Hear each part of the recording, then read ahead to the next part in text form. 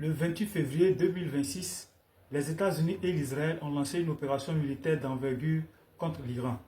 Résultat, le guide suprême iranien Ali Khamenei a été tué. Des frappes s'abattent sur une douzaine de pays et le monde retient son souffle. Mais aujourd'hui, alors que les missiles continuent de pleuvoir, une question simple qui mérite une réponse complexe se pose. Qui gagne vraiment et qui perd? Dans cette vidéo, on analyse froidement la situation de l'Iran, des États-Unis et de l'Israël, des pays du Golfe, de l'Europe, de la Russie et de la Chine et du reste du monde.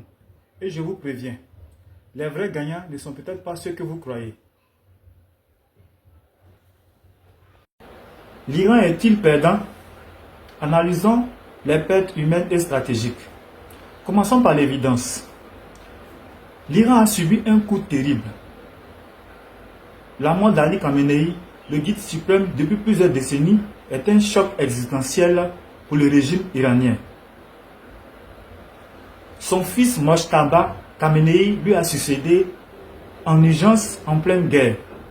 Mais la transition reste fragile. Sur le terrain, les dégâts sont immenses.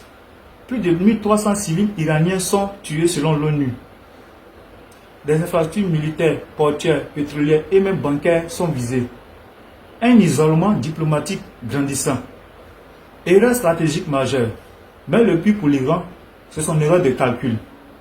En répondant contre les pays du Golfe, abritant les bases américaines, Arabie Saoudite, Émirats, Qatar, Koweït, Téhéran a commis une erreur politique monumentale. Résultat, les pays qui tentaient de rester neutres se retournent contre l'Iran. Le secrétaire général du Conseil de la coopération du Golfe condamne les attaques flagrantes. L'Arabie Saoudite menace de conséquences sévères. Alors, l'Iran est-il le grand perdant? Oui, sur le plan immédiat. Mais attention, le régime tient encore. La passation du pouvoir s'est faite sans effondrement. Et l'Iran conserve sa capacité de nuisance considérable via ses proxys, le Hezbollah, les Houthis et les milices irakiennes. Le bilan provisoire. L'Iran est le perdant tactique, mais pas encore le perdant stratégique. États-Unis et l'Israël, une victoire trompe l'œil. Le succès militaire. Sur le papier, c'est une victoire éclatante. Le guide iranien éliminé. La capacité nucléaire iranienne sévèrement dégradée. La dissuasion iranienne affaiblie. L'Israël en particulier a atteint son objectif de plusieurs dates. Briser l'axe de la résistance qui l'encerclait. L'ancien premier ministre israélien de la Défense, Gallant, parle d'une fenêtre stratégique pour décider des décennies à venir. Les coups cachés, mais regardons les conséquences. Sur le plan diplomatique, jamais les États-Unis et l'Israël n'ont été isolés sur la scène internationale. Même leurs alliés européens sont restés sur la touche, non consultés et avec des profondes réserves. Une résolution appelant à l'arrêt des hostilités a été bloquée à l'ONU par les États-Unis eux-mêmes. L'économie en tension. Aux États-Unis, l'inflation repart à la hausse à cause du coût du pétrole. Les marchés d'actions vacillent et les réserves stratégiques de pétrole sont entamées. L'industrie militaire sous pression. Un rapport du Foreign Policy Research Institute tire la sonnette d'alarme. L'industrie de défense américaine est optimisée pour la production juste à temps, pas pour un conflit prolongé. Le stock de munitions s'épuise et leur reconstitution prendra des années. Bilan provisoire. Gagnant militaire, mais perdant diplomatique et économique. Les pays du Golfe, les grands inquiets, prêts au piège. L'Arabie Saoudite, l'Émirat, le Qatar, le Koweït, le Bahreïn et l'Oman. Tous ont été touchés par les frappes iraniennes. Leur situation est intenable. Ils abritent les bases américaines, qui sont des cibles légitimes pour l'Iran. Ils veulent maintenir les relations avec tout le monde. Mission impossible. Leur principal projet, Vision 2030 pour l'Arabie Saoudite, développement économique pour l'Émirat, est menacé. Une position qui évolue. Avant la guerre, ces pays poussaient discrètement Washington à dialoguer avec Téhéran. Aujourd'hui, ils n'ont plus le choix. Ils condamnent fermement l'Iran et se rapprochent de l'axe américano-israël. Mais attention, ils ne veulent pas non plus d'un Iran effondré qui créerait un vide dangereux. L'Égypte met en garde contre un scénario à l'irakienne ou à la libyenne. Bilan provisoire. Perdant par contamination, coincé entre deux feux. L'Europe, la grande absente, sur la touche. L'analyse de l'Institut d'études de sécurité de l'Union européenne est sans appel. L'Europe se retrouve une fois de plus dans un événement qui dépasse.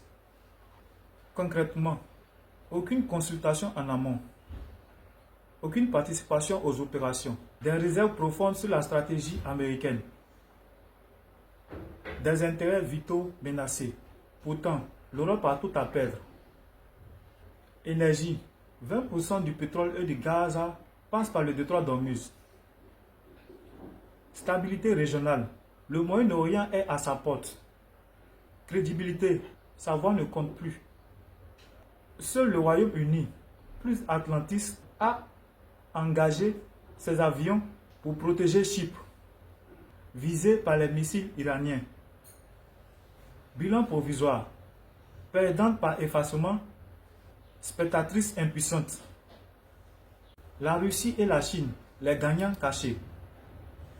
La Chine entre deux chaises. Pékin est dans une position délicate. L'Iran est son partenaire stratégique global. Mais l'Émirat et l'Arabie Saoudite le sont aussi.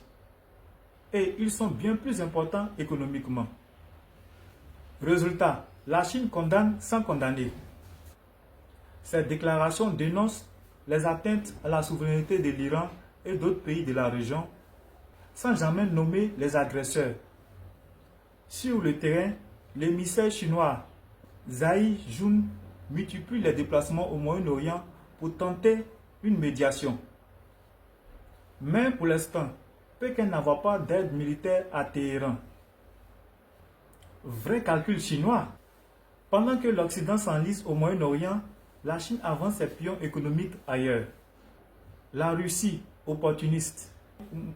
Moscou observe la situation avec un mélange d'inquiétude et d'opportunisme. Inquiétude car cette guerre détourne l'attention de l'Ukraine et affaiblit la position américaine dans le monde. Bilan provisoire. La Chine et la Russie sont les grands observateurs. Pas encore gagnants, mais en position d'attente stratégique. Le reste du monde, les vrais perdants. L'économie mondiale sous tension. Les conséquences sont globales. Pétrole. Le baril est passé de 70 à 120 $, soit 70% de hausse. Inflation. Chaque hausse de 10% du prix du pétrole augmente l'inflation mondiale de 0,5%. Transport maritime. Les primes d'assurance explosent. Les routes sont perturbées. Détroit d'Ormuz. 20% du pétrole y transite. S'il est fermé, c'est la crise économique garantie. Le système international fragilisé. Le plus grave peut-être, les règles du jeu qui volent en éclats. Pour la première fois depuis 1945, une grande puissance élimine le dirigeant d'un État souverain sans mandat de l'ONU. Le message est clair. La loi du plus fort revient. La communauté internationale n'existe plus. Le dollar menacé. Dernier effet domino. Les pays du Golfe, grands acheteurs de dettes américaines, voient leurs revenus pétroliers menacés. Leur capacité à financer le déficit américain diminue. Parallèlement, la course à l'or et aux autres devises alternatives s'accélère. Bilan provisoire. Tout le monde entier est perdant. Stabilité, croissance, règles communes, tout recule. Alors, vrais gagnants et perdants. Les perdants. Les civils palestiniens, libanais, iraniens, israéliens, les premières victimes sont toujours les mêmes. La paix, des années de diplomatie réduites en néant. L'Europe, reléguée au rang de spectatrice. L'Iran, militairement affaibli et diplomatiquement isolé. Les pays du Golfe, prisonniers d'une guerre qu'ils n'ont pas choisie. Les gagnants, difficile d'en trouver de vrais, peut-être l'Israël et les États-Unis. Victoire tactique, mais au prix d'un isolement et d'une instabilité durable.